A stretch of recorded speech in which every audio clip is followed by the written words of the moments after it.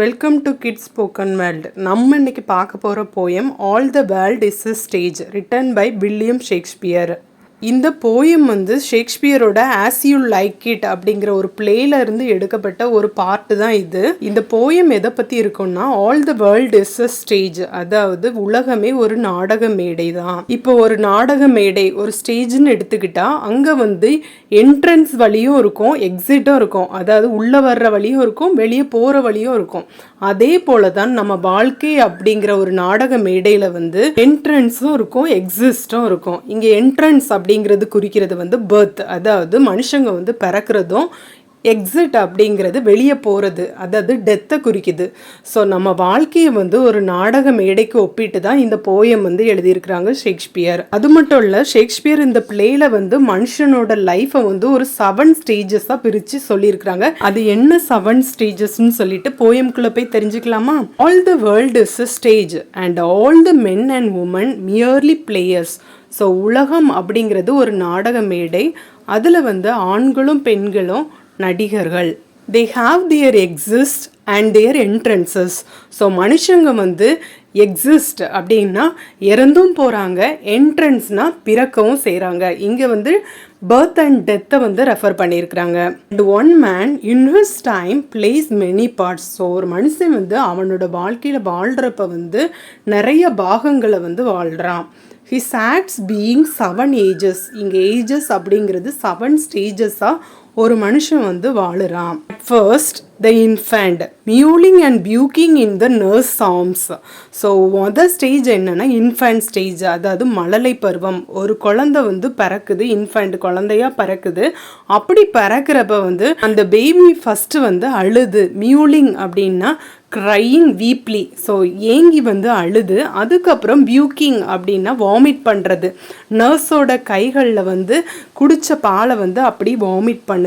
இதுதான் first stage. And then the whining school boy with his satchel and shining morning face creeping like snail unwillingly to school. Second part school பாய்.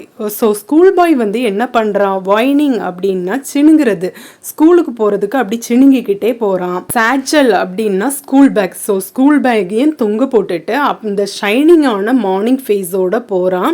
எப்படி போகிறானா? Snail மாதிரி, ஸ்னெயில்னா நத்த மாதிரி, ஒரு ஆர்வமே இல்லாமல் ஸ்கூலுக்கு அப்படி ஊந்துக்கிட்டே போகிறானா. இதுதான் ஒரு மனுஷனோட செகண்ட் ஸ்டேஜ், அதாவது second part. And then the lover shying like furnace with the woeful ballad made to his mistress eyebrow. So next part lover ஆகுறானா, அதாவது ஷையிங், ரொம்ப பெருமூச்சு விடுறானா. எப்படி பெருமூச்சு விடுறான்? அது ஒரு உலையிலிருந்து, அதாவது உலைன்னா ஒரு ஹீட்டான ஒரு அடுப்புல இருந்து ஒரு வெப்பம் வெளியே வந்தால் எப்படி இருக்கும், அந்த மாதிரி பெருமூச்சு விடுறானா. வித் த woeful ballad, அதாவது லவ்வரை பற்றி யோசிச்சுக்கிட்டே அன்ஹாப்பியான சாங்ஸ் எல்லாம் பாடிட்டு இருக்கானா. பேலட் அப்படின்னா நாட்டுப்புற பாட்டெல்லாம் பாடுறானா. woeful அப்படின்னா அன்ஹாப்பியான பாட்டெல்லாம் பாடுறான். யாருக்காகன்னா அவனோட மிஸ்ட்ரஸ்க்காக. மிஸ்ட்ரஸோட ஐப்ரோஸ் எல்லாம் பற்றி அப்படி பேலட், அதாவது சாங்ஸ் பாடுறானா. இதுதான் third stage. Then a soldier full of strange oaths and bearded like the pard, jealous in honor, sudden and quick in quarrel, seeking the bubbled reputation in the cannon mouth.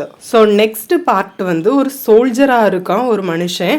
அப்படி சோல்ஜராக இருக்கிறப்ப strange ஓத்ஸ், அதாவது விசித்திரமான நிறைய உடன்படிக்கைகள், அதாவது உறுதிமொழி எல்லாம் எடுத்துக்கிறானா. அவை பார்க்குறதுக்கு எப்படி இருக்கான்னா, தாடி வச்சுட்டு, பாட் அப்படின்னா லெப்பர்டு, அதாவது சிறுத்தை புலி மாதிரி தாடி வச்சிருக்கான்.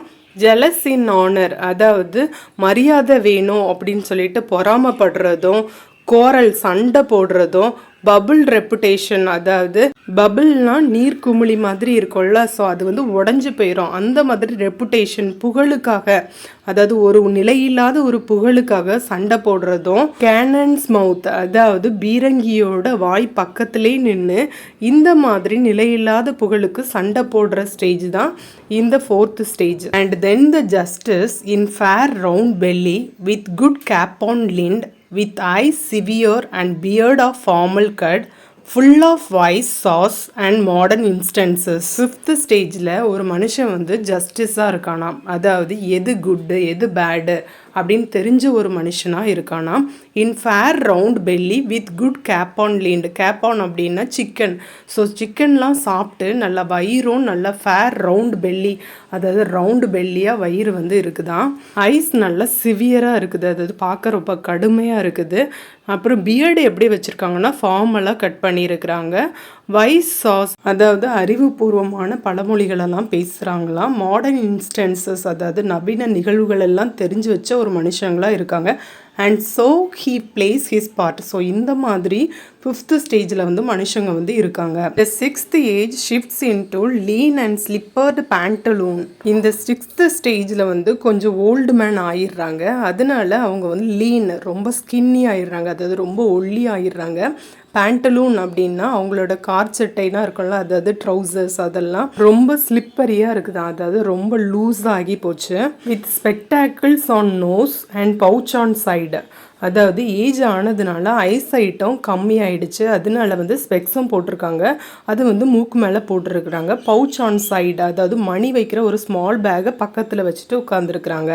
His youthful hose well shaped, a world too wide. Hose அப்படின்னா அவங்களோட ட்ரௌசர்ஸ், அதாவது யூத்தாக இருக்கும்போது யூஸ் பண்ண ட்ரௌசர்ஸ் எல்லாமே ரொம்ப எ பேர்ல்டு டூ வைடு, அதாவது ரொம்ப பெருசாக இருக்குது. இப்போ ஏன்னா வந்து அவங்க வந்து ரொம்ப ஷ்ரங்க் அண்ட் ஷேங், இப்போ வந்து ரொம்ப ஒல்லி ஆயிட்டாங்கல்ல, அப்படியே சுருங்கி போயிட்டாங்க, அதனால அதெல்லாம் லூஸாக இருக்குது. வெல் ஷேவ்டு, நல்லா ஷேவ் பண்ணியும் இருக்கிறாங்க இப்போ தாடி எல்லாம். And his big manly voice turning again towards childish treble pipes and whistles in his sound. So யூத்ஃபுல்லாக அவங்களுக்கு இருந்த அந்த பிக் மேன்லி வாய்ஸ், நல்ல கம்பீரமான குரல்லாம் இப்போ எப்படி ஆயிடுச்சுன்னா சைல்டிஷ் ட்ரிபிள், அதாவது 3 மடங்கு சைல்டிஷ் ஆகிட்டு அவங்களோட வாய்ஸ் எல்லாமே. And whistles in his sound, அதுவும் பேசுகிறப்ப வந்து அந்த விசில், அதாவது காற்று வரும்ல ஏஜ் ஆனவங்க பேசினா அந்த மாதிரி வர ஆரம்பிச்சுட்டு அவங்க வாய்ஸில். Last scene of all that ends this strange eventual history is second childishness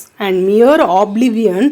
chance teeth, sans eyes, sans taste, sans everything. So last stage என்னன்னா அவங்களோட வாழ்க்கை வந்து முடிய போகிற தருணம், அதை வந்து செகண்ட் சைல்டிஷ்னஸ்ன்னு சொல்கிறாங்க, அதாவது 2வது குழந்தை பருவம். ஸோ இந்த ஸ்டேஜில் வந்து அவங்களுக்கு வந்து ஆப்ளிவியன் அப்படின்னா மறதி வந்து அதிகமாக இருக்கும். சான்ஸ் டீத்னா, சான்ஸ்னா வித்தவுட், ஸோ பல்லு இருக்காது, ஐஸ் வந்து அப்படி உள்ளே போயிருக்கும், கண்ணு ஒழுங்காக தெரியாது. அண்ட் சான்ஸ் எவ்ரிதிங், ஸோ ஒன்றுமே இல்லாமல் இருப்பாங்க. இதுதான் லாஸ்ட் ஸ்டேஜ், செகண்ட் சைல்டிஷ்னஸ். இதோட இந்த போயம் முடியுது. ஸோ ஓவரால் இந்த போயமில் என்ன சொல்ல வராங்க, உலகம் அப்படிங்கிறது ஒரு நாடக மேடை, அதில் நம்ம எல்லாரும் நடிகர்கள். ஸோ அப்படி நடிக்கிறப்ப வந்து 7 ஸ்டேஜஸ் நம்ம வாழுறோம். இதெல்லாம் அந்த 7 stage. First infant, second school boy, 3rd lover, 4th soldier, 5th justice, 6th ஒரு ஓல்டு மேனாக வாழ்கிறாங்க, 7th செகண்ட் சைல்டிஷ்னஸ். உங்களுக்கு இந்த போயம் நல்ல தெளிவாக புரிஞ்சிருக்குன்னு நம்புகிறேன். உங்களுக்கு இந்த வீடியோ யூஸ்ஃபுல்லாக இருந்துச்சுன்னா என்னோட சேனலை லைக் பண்ணுங்கள், ஷேர் பண்ணுங்கள் அண்ட் சப்ஸ்கிரைப் பண்ணுங்கள். தேங்க்யூ.